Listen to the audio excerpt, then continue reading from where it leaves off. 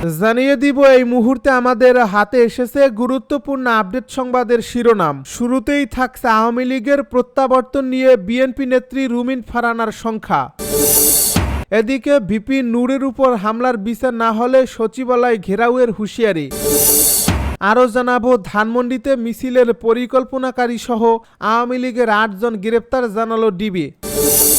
এদিকে নির্বাচন বানচালের ষড়যন্ত্র হচ্ছে বলছে বিএনপি নেতা দুদু। সব শেষে জানিয়ে দিব পশ্চিম তীরকে জুড়ে নেওয়ার ইসরায়েলি পরিকল্পনায় আরব আমিরাতের হুঁশিয়ারি। এতক্ষণ শুনছিলেন হাতে থাকা আপডেট সংবাদের শিরোনাম, এবারে বিস্তারিত। তবে তার আগে অনুরোধ রইল ভিডিওটিতে একটি লাইক এবং কমেন্ট করে জানিয়ে দিন ভিডিও সম্পর্কে আপনার মূল্যবান মতামত। আরও জানিয়ে দিন ভিডিওটি কোথা থেকে দেখছেন বা কোন জেলা থেকে দেখছেন। আওয়ামী লীগের প্রত্যাবর্তন নিয়ে রুমিন ফারহানার শঙ্কা। বর্তমান অন্তর্বর্তী সরকারের ব্যর্থতার ফলে আওয়ামী লীগের প্রত্যাবর্তন হলেও হতে পারে বলে আশঙ্কা করেছেন বিএনপির সহ আন্তর্জাতিক বিষয়ক সম্পাদক রুমিন ফারহানা। সম্প্রতি একটি বেসরকারি টেলিভিশনের এক আলোচনায় তিনি এ শঙ্কা প্রকাশ করেন। আওয়ামী লীগের কার্যক্রম নিষিদ্ধ হওয়া ও রাজনীতিতে প্রত্যাবর্তন প্রসঙ্গে বিএনপি নেত্রী রুমিন ফারহানা বলেন, আওয়ামী লীগের কার্যক্রম স্থগিত আছে, নিষিদ্ধ না। আওয়ামী লীগের কার্যক্রম স্থগিত আছে এবং এটা একটা সরাসরি সিদ্ধান্ত, যে সিদ্ধান্ত সরকার তার নিজস্ব ক্যালকুলেশন থেকে নিয়েছে। সরকার যদি একটা স্মুথ ল্যান্ডিং করতে পারত তাহলে বাংলাদেশের যে একটা ঝড়ের মতো দিয়ে বাংলাদেশ গেছে গত 15 বছর এবং আরও ভয়ানক পরিস্থিতি হয়েছে গত 24 সালের অগাস্ট এবং জুলাই মাসে, তারপরে যদি একটা বছরে গভর্নমেন্ট একটা মোটামুটি স্মুথ ল্যান্ডিং বাংলাদেশকে নিতে পারত তাহলে আওয়ামী লীগের রাজনীতিতে ফিরে আসা কঠিন ছিল। আজকে আওয়ামী লীগের যে ঝটিকা মিছিল আপনারা বনানী বা ধানমন্ডিতে দেখছেন, আওয়ামী লীগের সভানেত্রীর যে টেলিফোন কনভারসেশনগুলো আমরা ভাইরাল হতে দেখেছি তা একটাও হতে পারতো না। আওয়ামী লীগকে ক্ষমা চেয়েই বাংলাদেশের রাজনীতিতে আসতে হতো। কিন্তু আমি কিছুদিন আগে দেখেছিলাম একটা বিদেশি চ্যানেলে আওয়ামী লীগের একজন খুব প্রমিনেন্ট নেতা প্রশ্ন করেছেন যে আওয়ামী লীগ যা যা করছেন এবং উনি একটা একটা করে উদাহরণ দিয়ে দেখাচ্ছিলেন। সেই একই ঘটনা যদি আমরা 24-এর পরেও বাংলাদেশে ঘটতে দেখি, আমরা যদি গত এক বছরে একই ঘটনা বিভিন্ন ফর্মে বিভিন্ন প্রক্রিয়ায় একই ঘটনা ঘটতে দেখি, তাহলে আপনারা আওয়ামী লীগের সমালোচনা কেন করেছিলেন? আমার কাছে মনে হয়েছে যে আপনি যদি আপনার কার্যক্রমের মধ্য দিয়ে আপনাকে শ্রেষ্ঠতর প্রমাণ করতে না পারেন তাহলে আওয়ামী লীগের ফিরে আসা আপনি কোনোভাবেই ঠেকাতে পারবেন না। ভিপি নূরের উপর হামলার বিচার না হলে সচিবালয় ঘেরাওয়ের হুঁশিয়ারি। গণ অধিকার পরিষদের সভাপতি ভিপি নুরুল হক নূরের উপর হামলার ঘটনায় দ্রুত বিচার না হলে সচিবালয় ঘেরাওয়ের হুঁশিয়ারি দিয়েছে দলটি।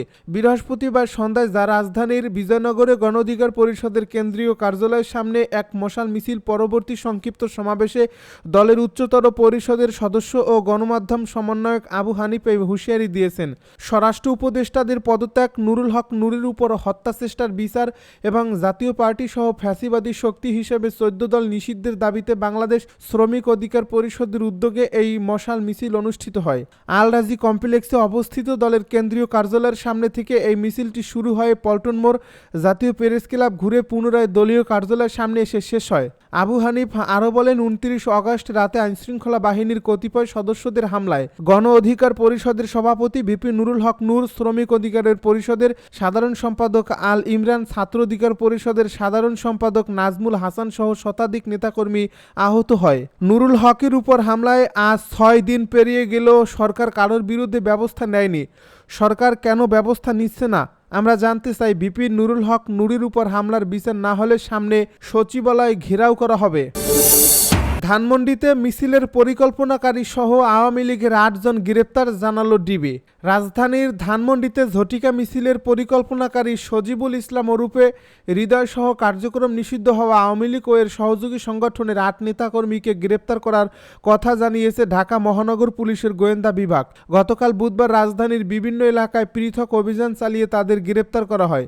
গ্রেপ্তার অন্য ব্যক্তিরা হলেন পল্টন থানা আওয়ামী লীগের ত্রাণ ও সমাজ কল্যাণ বিষয়ক কেন্দ্রীয় উপকমিটির সদস্য মোহাম্মদ শাহাদাত নবী ওরূপে খোকা, ওয়ারী থানা 39 নম্বর ওয়ার্ড ছাত্রলীগের সহসভাপতি আবদুল্লাহ বিন আজিজ, লালবাগ থানা স্বেচ্ছাসেবক লীগের কর্মী মোহাম্মদ রায়ান ওরূপে পলিন, শেরেবাংলা নগর থানার 13 নম্বর ওয়ার্ড স্বেচ্ছাসেবক লীগের যুগ্ম সাধারণ সম্পাদক মোহাম্মদ আমিনুর রহমান ওরূপে মানিক, বৃহস্পতিবার এক সংবাদ বিজ্ঞপ্তিতে ডিএমপি জানায়, বুধবার ভোর 4টার দিকে ধানমন্ডি এলাকায় অভিযান চালিয়ে সজিবুল ইসলামকে গ্রেপ্তার করে ডিবি। গতকাল সকাল 7টার দিকে রাজধানীর ওয়ারি এলাকায় অভিযান চালিয়ে আবদুল্লাহ বিন আজিজকে গ্রেপ্তার করা হয়। গতকাল রাত 8:30টার দিকে লালবাগে অভিযান চালিয়ে রায়হান ওরফে পলিনকে গ্রেপ্তার করে ডিবি লালবাগ বিভাগের একটি দল। নির্বাচন বানচালের ষড়যন্ত্র হচ্ছে বলছে বিএনপি নেতা দুদু।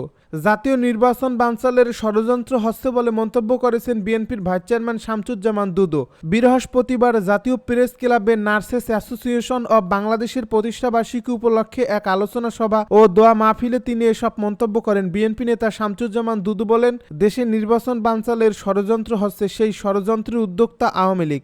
একটি ভালো নির্বাচন হোক, আওয়ামী লীগ তা চায় না। যত বড় ষড়যন্ত্রই হোক, ফ্যাসিস্টরা যতই টাকা বিনিয়োগ করুক না কেন, নির্বাচন হতে হবে, এর কোনো বিকল্প নেই। তিনি বলেন, দেশে বর্তমানে যে পরিস্থিতি বিরাজ করছে, সেই অবস্থায় অতীতে যারা দায়িত্ব পালন করেছে তাদের আরও বেশি করে দায়িত্ব পালন করতে হবে।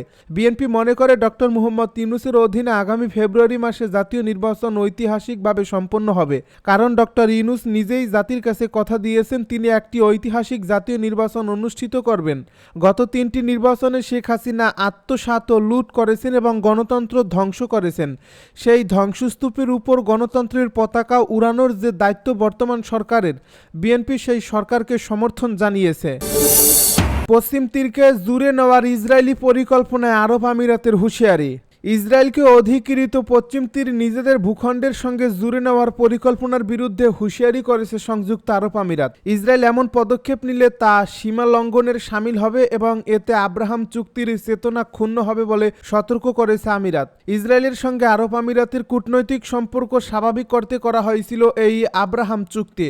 সংযুক্ত আরব আমিরাতের পররাষ্ট্র মন্ত্রণালয়ের রাজনীতি বিষয়ক সহকারী মন্ত্রী লানা লুইস বেহো বলেছেন, এ ধরনের পদক্ষেপ ইসরায়েল ফিলিস্তিন সংঘাতের দ্বি-রাষ্ট্রিক সমাধানের সম্ভাবনা নস্যাৎ করতে পারবে। ফিলিস্তিনি কর্তৃপক্ষের পররাষ্ট্র মন্ত্রণালয় আরব আমিরাতের এই অবস্থানকে স্বাগত জানিয়েছে, তবে ইসরায়েল সরকার এ বিষয়ে এখনও কোনো মন্তব্য করেনি। ইসরায়েলের কট্টর ডানপন্থী অর্থমন্ত্রী বেজালেল শোনমোটরিস পশ্চিম তীরের প্রায় 4/5 নিজেদের ভূখণ্ডের সঙ্গে জুড়ে নেওয়ার প্রস্তাব উপস্থাপন করার পর আরব আমিরাতের লানা লুইস বেহে ওই মন্তব্য করলেন। 1967 সালের মধ্যপ্রাচ্য যুদ্ধের সময় ইসরায়েল পশ্চিম তীর ও পূর্ব জেরুজালেম দখল করার পর থেকে সেখানে প্রায় 160টি বসতি গড়ে তুলছে, যেখানে আছে 7 লাখ ইহুদির বাড়ি। আন্তর্জাতিক আইনে এসব বসতি অবৈধ। ফিলিস্তিন তাদের ভবিষ্যৎ স্বাধীন রাষ্ট্রে পশ্চিম তীর ও পূর্ব জেরুজালেমকে নিজেদের ভূখণ্ড হিসেবে দেখতে চায়। ওই অঞ্চলে 7 লাখ ইহুদি ছাড়াও 33 লাখ ফিলিস্তিনি বাস করে। 2020 সালে যুক্তরাষ্ট্রের মধ্যস্থতায় সই হওয়া আব্রাহাম চুক্তির মাধ্যমে আরব আমিরাত, বাহরাইন ও মরক্কো ইসরায়েলের সঙ্গে পূর্ণ কূটনৈতিক সম্পর্ক স্থাপন করছে।